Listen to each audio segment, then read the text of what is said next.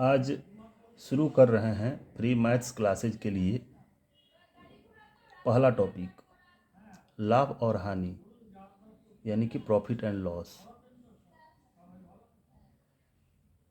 हम आपको कुछ डिफिनीशन समझाएंगे। जैसे क्रय मूल्य, जिस मूल्य पर कोई वस्तु खरीदी जाती है वह मूल्य उस वस्तु का क्रय मूल्य होता है। जिस मूल्य पर कोई वस्तु खरीदी जाती है वह मूल्य उस वस्तु का क्रय मूल्य होता है। वो किसके लिए क्रय मूल्य होता है? जो खरीदता है। अब हम जानेंगे विक्रय मूल्य। जिस मूल्य पर कोई वस्तु बेची जाती है वह मूल्य उस वस्तु का विक्रय मूल्य होता है। और यह किसके लिए होता है? जो बेचता है। यानी कि प्रॉफिट एंड लॉस समझने के लिए आपको समझना होगा कि क्रय मूल्य क्या होता है और विक्रय मूल्य क्या होता है। क्रय मूल्य, जिस मूल्य पर कोई वस्तु खरीदी जाती है वह क्रय मूल्य, जिस मूल्य पर कोई वस्तु बेची जाती है वह विक्रय मूल्य होता है। अब हम आगे समझेंगे कि लाभ और हानि जो टर्म है ये कब कब होगा। जब विक्रय मूल्य क्रय मूल्य से ज़्यादा हो तो लाभ होगा, यानी कि लाभ बराबर विक्रय मूल्य माइनस क्रय मूल्य। और हानि कब होगी? जब विक्रय मूल्य क्रय मूल्य से कम होगा, यानी कि हानि बराबर क्रय मूल्य माइनस विक्रय मूल्य। प्रॉफिट और लॉस समझने के लिए, लाभ और हानि समझने के लिए आपको ये सब टर्म जानना होगा। क्रय मूल्य क्या होता है, विक्रय मूल्य क्या होता है, लाभ क्या होता है और हानि क्या होता है। जब आप ये सब समझ लेंगे उसके बाद आपको प्रतिशत लाभ समझ में आएगा और प्रतिशत हानि। जब विक्रय मूल्य क्रय मूल्य से ज़्यादा हो तो लाभ होगी और उस स्थिति में हम प्रतिशत लाभ निकाल सकते हैं।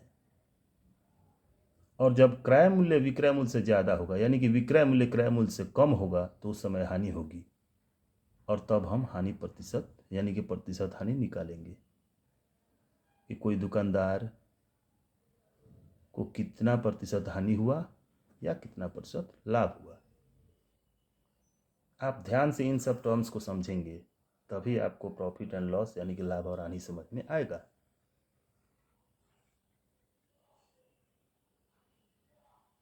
आज हमारे फ्री मैथ्स क्लासेज पर मेरी ओर से फर्स्ट वीडियो है।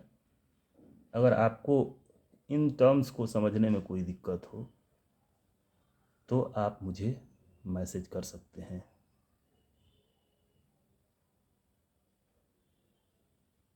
आशा करते हैं आप लोग क्रय मूल्य, विक्रय मूल्य, लाभ हानि, प्रतिशत लाभ और प्रतिशत हानि समझ गए होंगे।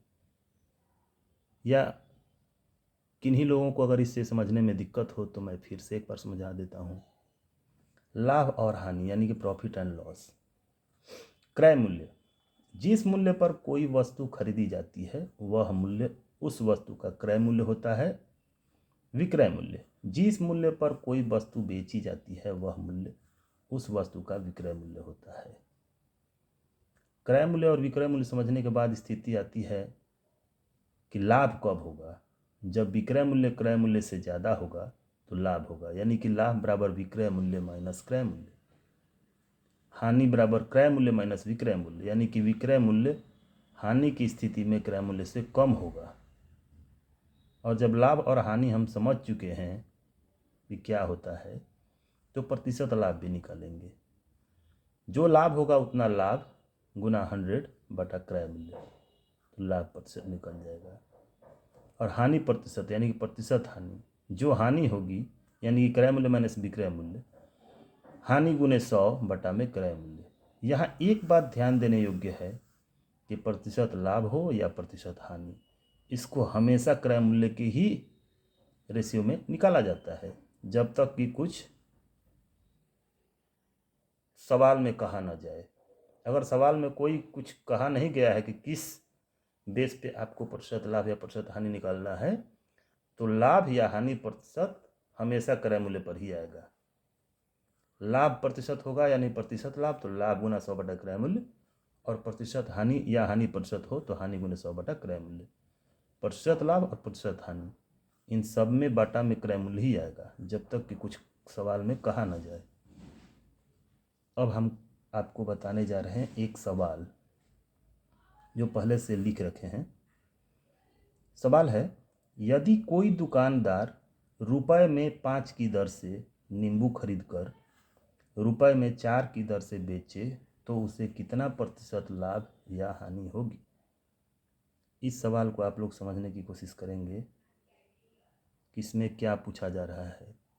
यदि कोई दुकानदार रुपए में, रुपए मीन्स समझने की कोशिश कीजिए, यदि कोई दुकानदार रुपए में 5 की दर से नींबू खरीद कर रुपए में 4 की दर से बेचे तो उसे कितना प्रतिशत लाभ या हानि होगी।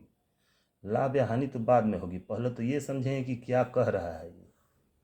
रुपए में 5, यहाँ कोई रुपया नहीं लिखा गया है, तो ये अंडरस्टूड है कि रुपए में जब नहीं लिखा हुआ है कि यहाँ कितने रुपए में, तो हम यहाँ एक ही समझेंगे। और ये 1 रुपये का ही बात कहा जा रहा है इस सवाल में। यदि कोई दुकानदार 1 रुपये में 5 की दर से नींबू खरीद कर 1 रुपये में 4 की दर से बेचे तो उसे कितना प्रतिशत लाभ या हानि होगी। आप चाहे तो कोशिश करें, नहीं तो मैं बताने जा रहा हूँ। इसको हम अभी एक तरीका से समझाएंगे और दूसरे तरीका से अगर किसी को बनाने आता हो तो बना करके मेरे मैसेज बॉक्स में भेजेंगे, नहीं तो मैं दूसरे तरीके से भी अगले वीडियो में आपको बताने की कोशिश करूँगा और बताऊँगा। आइए अब इस सवाल को सॉल्व करते हैं। कहा गया कि रुपए में 5 की दर से नींबू खरीदा जाता है, मतलब कि 5 नींबू का क्रय मूल्य खरीदना, यानी कि क्रय मूल्य रुपए में 5 की दर से खरीदता है। तो लिखेंगे चूँकि 5 नींबू का क्रय मूल्य बराबर 1 रुपया, तो हम क्या करेंगे, 1 नींबू का क्रय मूल्य निकालेंगे।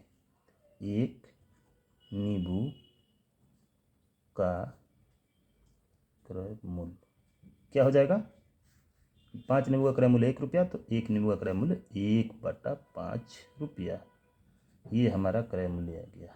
ठीक है, अब विक्रय मूल्य निकालेंगे। यहाँ विक्रय मूल्य क्या है, रुपए में 4 की दर से बेचे, यानी कि 4 नींबू का विक्रय मूल्य 1 रुपया है।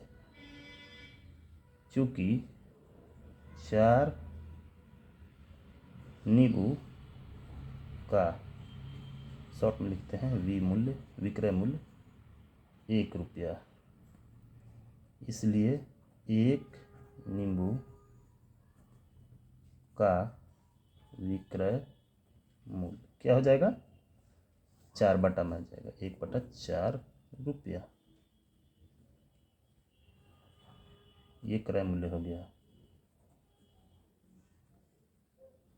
क्रय मूल्य और विक्रय मूल्य ये निकल गया। जब इस सवाल में क्रय मूल्य और विक्रय मूल्य निकल गया तो हम यहाँ पर पता कर सकते हैं कि इस व्यापार में लाभ हुआ है कि हानि हुआ है। क्रय मूल्य में क्या है, 1/5 रुपया, 1 नींबू का क्रय मूल्य 1/5 रुपया, और विक्रय मूल्य क्या है, 1 नींबू का विक्रय मूल्य 1/4 रुपया। तो हम समझ सकते हैं कि यहाँ पर क्रय मूल्य से विक्रय मूल्य ज़्यादा है, क्योंकि यहाँ पर आधार में 5 है। अगर 1 रुपये में 5 से भाग देंगे तो ऐसे भी निकल जाएगा कि 20 पैसा हुआ, और 1 रुपये में 4 से भाग देंगे तो यहाँ 25 पैसा हुआ, यानी क्रय मूल्य से विक्रय मूल्य ज़्यादा है। तो क्या होगा, जब क्रय मूल्य से विक्रय मूल्य ज़्यादा होगा तो लाभ होता है, यानी कि विक्रय मूल्य माइनस क्रय मूल्य, यानी कि लाभ हुआ है। तो लाभ बराबर विक्रय मूल्य माइनस क्रय मूल्य। इसमें क्या है, विक्रय मूल्य 1/4 रुपया और क्रय मूल्य क्या है 1/5। तो अब आप सॉल्व कर सकते हैं। 5 से 4 से 5 बढ़ गया तो 5 एकम 5 माइनस 5 से 4 बढ़ गया तो 4 एकम 4 बराबर 1/20। ये लाभ हो गया। अब प्रतिशत लाभ निकालेंगे, क्योंकि इसमें सवाल में पूछा जा रहा है कि उसे कितना प्रतिशत लाभ या हानि होगी, तो हम प्रतिशत लाभ भी निकालेंगे। प्रतिशत लाभ कहिए या लाभ प्रतिशत, और इसमें कुछ कहा नहीं गया है, तो यानी कि क्रय मूल्य के ही रेशियो में निकलेगा कि कितना प्रतिशत लाभ हुआ। तो प्रतिशत लाभ लिखिए या लाभ प्रतिशत लिखिए, बात वही हुई। तो लाभ गुना 100 बटा में क्रय मूल्य, तो 1/20 गुना 100 बटा में क्रय मूल्य क्या है जी, 1/5। अब इसको आप सॉल्व कर सकते हैं। ये 20 नीचे आ गया, 1/20 गुना 100, अब बटा में ये 1/5 है, तो 1 और ये 5 ऊपर चल गया, 5 चौके 20, 4 से 25 चौके 100, यानी कि 25% हमारा आंसर हो गया। इस सवाल को मैं बना करके समझाया। अगर आप लोगों में से किसी को भी कोई डाउट हो या समझने में परेशानी हो तो आप मैसेज बॉक्स में मैसेज करके आप मेरे से बेझिझक इस सवाल को दोबारा समझने के लिए 3 बार 4 बार, जितना बार में समझ आ सके उतना बार में समझने की कोशिश कर सकते हैं। मैं समझाऊंगा, समझाने की कोशिश करूंगा, और मुझे आशा ही नहीं पूर्ण विश्वास है कि आप लोगों को मेरे द्वारा आज लाभ और हानि यानी प्रॉफिट एंड लॉस का टॉपिक समझ में आया होगा। अगर किन्हीं भाई बंधु लोगों को, बहनों को इस टॉपिक को समझने में कोई परेशानी हो रही है या परेशानी हो रही होगी, तो आप मेरे से बेझिझक मैसेज करके पूछ सकते हैं, और मैं उन डाउट्स को अगले वीडियो में क्लियर करने की कोशिश करूंगा। और अब आज के लिए बस इतना ही। जय हिंद दोस्तों, धन्यवाद।